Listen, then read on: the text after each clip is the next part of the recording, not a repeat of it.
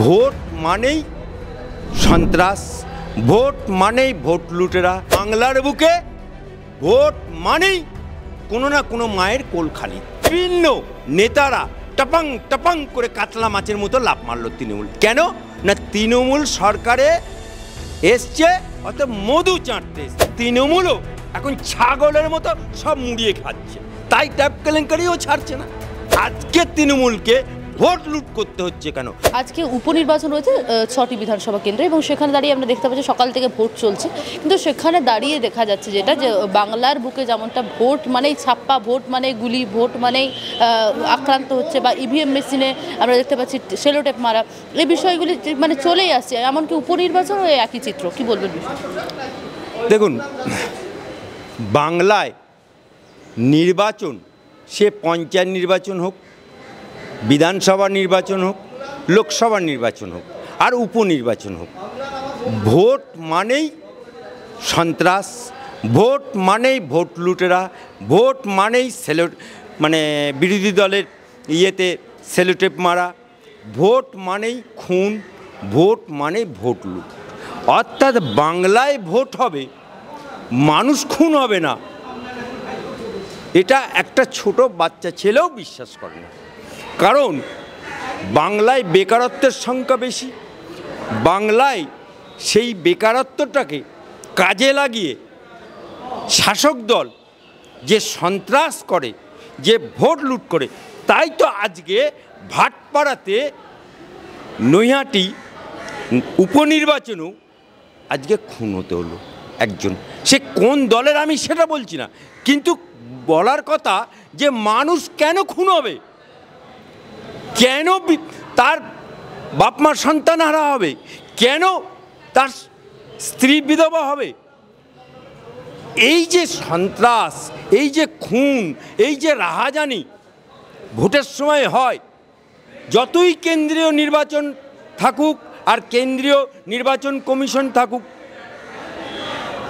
আমাদের বাংলার বাইরেও তো ভোট হয়, বাংলার বাইরেও ভোট হচ্ছে।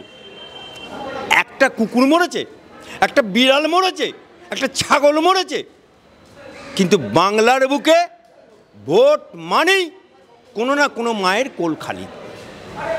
হ্যাঁ, আচ্ছা, আমরা দেখেছি বারে বারে কখনো আবাস দুর্নীতি, কখনো শিক্ষায় দুর্নীতি, কখনো আমরা দেখেছি খাদ্যে দুর্নীতি। এবার উঠে এলো ট্যাব কেলেঙ্কারি। ট্যাব যেগুলি কিনা ছাত্রছাত্রীদের জন্য দেওয়া হয়েছিল, সেখানেও দেখা গেল যে টাকা পয়সা কারচুপি বা টাকা এদিক ওদিক আর্থিক দুর্নীতির অভিযোগ উঠলো ট্যাবের ক্ষেত্রে। কি বলবেন? দেখুন, বাংলায় এই যে তৃণমূল পার্টিটা আছে, তৃণমূলের আইডিওলজি কী ছিল? আইডিওলজি ছিল বামপন্থকে হাঁটাও, আর স্লোগান ছিল কি? বদলা নয়, বদল চাই। এই সরকারটা ক্ষমতায় যখন এসে গেল, তখন দেখা গেল কংগ্রেস থেকে, বিজেপি থেকে, এসইউসিআই থেকে, ফরওয়ার্ড ব্লক থেকে বিভিন্ন নেতারা টপাং টপাং করে কাতলা মাছের মতো লাফ মারল তৃণমূল। কেন না তৃণমূল সরকারে এসছে, অর্থাৎ মধু চাটতে এসছে।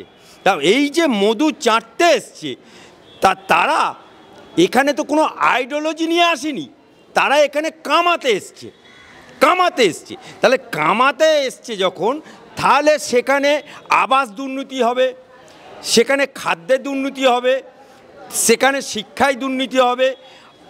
আবার আজকে আমার বাংলার বুকে যে আবাস যোজনা, যারা গরিব মেহনতি খেটে খাওয়া মানুষ জরাজীর্ণ ঘরে বাস করে, তাদের জন্যই প্রধানমন্ত্রী আবাস যোজনা।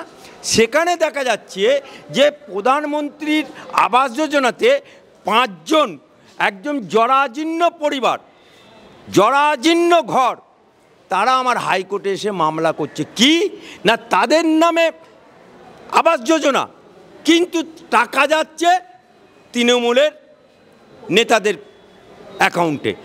ঠিক সেই রকমভাবে আজকে যে ট্যাব কেলেঙ্কারি হচ্ছে, তৃণমূল কিছুই ছাড়বে না।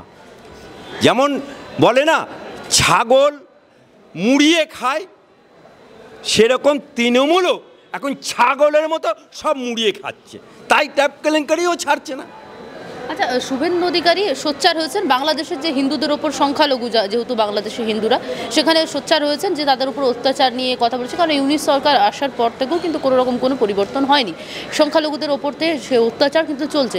শুভেন্দু অধিকারী বিভিন্ন জায়গায় সেই নিয়ে সোচ্চার হচ্ছেন এবং বিভিন্ন রকমভাবে গতকাল আমরা দেখলাম রানী রাসমণি এভিনিউতেও হিন্দুদের তরফ থেকে, যারা সাধু সন্তদের তরফ থেকেও কিন্তু বিভিন্ন রকম কর্মসূচি রাখা হয়েছিল। কিন্তু এখানে শাসক দলের তরফ থেকে বলা হচ্ছে যে শুভেন্দু অধিকারী ভোটের জন্য করছেন, কি বলবেন? দেখুন, আমাদের দেশ ভাগ হয়েছিল, সেটা হচ্ছে ধর্মের ভিত্তিতে ভাগ হয়েছিল।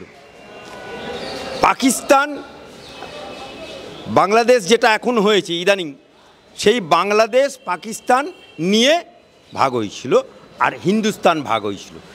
সেখানে যখন ভারতবর্ষ ভাগ হয় ধর্মের ভিত্তিতে ভাগ হয়েছিল, তখন ধর্মের ভিত্তিতে ভাগ হওয়ার কারণে এখান থেকে বহু মুসলমান শিফট করছিল, আর হিন্দুরাও ওদেশে যারা ছিল তারাও শিফট করছিল।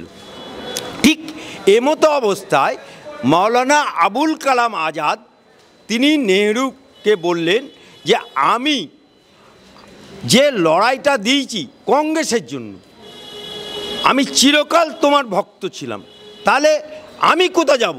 আমাকে তো গেলে ওখানে পাত্তা দেবে না। সেই কারণে ভারতবর্ষে সেই সময় ঘোষণা করলেন নেহরু পরিবার থেকে যে যারা চলে গেছে গেছে, যারা আছে তাদের সামাজিক, ধার্মিক এবং তাদের নিরাপত্তার সমস্ত ব্যবস্থা সরকার করবে। আর ওখানে জিন্না ঘোষণা করলো যারা সংখ্যালঘু ওখানে আছে তাদেরও সামাজিক, ধার্মিক সমস্ত নিরাপত্তার দায়িত্ব তাদের। Let me finish. সেই জায়গাতে আমরা দেখতে পাচ্ছি কি, আমরা যে 15% এখানে সংখ্যালঘু, ওখানে হিন্দু, তারা সংখ্যালঘু। আজকে আমরা ভারতবর্ষে যারা সংখ্যালঘু পরিবার আছি তাদের সামাজিক সমস্ত কিছু, ধার্মিক, নিরাপত্তা, সেকুলারিজম সরকার মাধ্যম দিয়ে চলছে। কিন্তু ওখানকার পাকিস্তান বলো আর বাংলাদেশ বলো, তারা ওখানকার সংখ্যালঘু মানুষদের সামাজিক, ধার্মিক নিরাপত্তা দিতে ব্যর্থ। তাই সেই সামাজিকভাবে যে চুক্তি হয়েছিল, লিয়াকত চুক্তি, সেই চুক্তি লঙ্ঘন হচ্ছে। তাই আমার পাশের দেশ, সেই পাশের দেশে সংখ্যালঘু যারা পরিবার বাংলাদেশি, তারা নিরাপত্তাহীনতায় ভুগছে। তাই বিরোধী দলনেতা হিসেবে, পাশের দেশ হিসাবে সে যে কথাটা বলছে সেটা 100% ঠিক বলছে। তৃণমূল যাকে একটা বাংলায় কথা আছে না, যাকে দেখতে পারে না নারী তার চলনও ব্যাকা হয়, তাই তৃণমূল এখন শুভেন্দুর চলন ব্যাকা দেখছে। এই যে এখন ভোট নিয়ে এত অশান্তি হচ্ছে 6 জায়গাতে, সিতাই থেকে শুরু করে নৈহাটি, যে ভাটপাড়াতেও হয়েছে, সেখানে মুখ্যমন্ত্রী গতকাল পাহাড়ে গেছেন, জিটিএতে বৈঠক করছেন, বাগেদের নাম দিচ্ছেন। দেখুন, বাংলায় ওদের একটা নেতা ছিল না, চারাম চারাম গুরবাতাসা, পাঁচনের বাড়ি, যাকে নাকি ফিরাদ হাকিম বলতো বাঘের বাচ্চা। সে তো বলতো তৃণমূলের উন্নয়ন রাস্তায় দাঁড়িয়ে আছে। তা রাস্তায় যদি উন্নয়ন দাঁড়িয়ে থাকবে, তাহলে আজকে তৃণমূলকে ভোট রাজধানী করতে হচ্ছে কেন? আজকে তৃণমূলকে ভোট লুট করতে হচ্ছে কেন? আজকে বুথ জাম করতে হচ্ছে কেন? আজকে সেলুটেপ মারতে হচ্ছে কেন বিরোধী দলের যারা আছে প্রার্থী তাদের? তাই মমতা ব্যানার্জি এখন দক্ষিণবঙ্গ মোটামুটি ওর কবজায় আছে, তাই উত্তরবঙ্গে বিরোধী পক্ষ শক্ত, তাই উত্তরবঙ্গে উনি ঘাঁটতে গেছেন। এদিকে কাজল শেখ, অন্যদিকে অনুব্রত মণ্ডল, আমরা দেখতে পাচ্ছি যে সেখানে কিন্তু গোষ্ঠীদ্বন্দ্ব ইতিমধ্যে চরম আকার নিয়েছে। কি বলবেন? দেখুন, এই অনুব্রত মণ্ডল যখন পুরোপুরি ক্ষমতায়ন, তখন কাজল শেখকে, ব্যক্তিগত কাজল শেখকে আমি চিনি। এই কাজল শেখকে জেল খাটিয়েছে, এই কাজল শেখের পরিবারকে জেল খাটিয়েছে, এই কাজল শেখের অনুগামীদের জেল খাটিয়েছে, গ্যাঁজার কেস দিয়েছে। কেউ দেয়নি, বিরোধী দল দেয়নি, দিয়েছে অনুব্রত মণ্ডল। সুতরাং যখন চরম চরম গুরু বাতাসা পাঁচনের বাড়ি যখন গরু পাচারে তিহার জেলে গেল, এই যে 2 বছর ভ্যাকেন্ট সৃষ্টি হলো, সেই জায়গাতে তৃণমূল দল যে পেছনের সারিতে ছিল কাজল শেখ তাকে ময়দানে নিয়ে এলো এবং তার নেতৃত্বে পঞ্চায়েত ভোট হয়েছে, তার নেতৃত্বে লোকসভা ভোট হয়েছে। সুতরাং তার নেতৃত্বটাকে তৃণমূল স্বীকার করে নিল। সেই জন্যই তো আজকে কাজল শেখের ওয়াই ক্যাটাগরি নিরাপত্তা দিচ্ছে। কিন্তু অনুব্রত মণ্ডল জেল খেটে আসার পর সেই একটা ঢেঁকি স্বর্গে গেলেও ধান ভাঙে, তাই অনুব্রত মণ্ডল এখানে এসছে, সে যে এখন ময়দান থেকে দূরে সরে গেছে সেটা সে ভাবছে না। সেই ঢেঁকি স্বর্গে গেলেও ধান ভাঙে, সেই জন্যে সে গোষ্ঠীদ্বন্দ্ব সে এখনও চলবে। বাংলা হান্টের আরও খবর দেখতে নজর রাখুন। বাংলা খবর মানেই বাংলা হান্ট।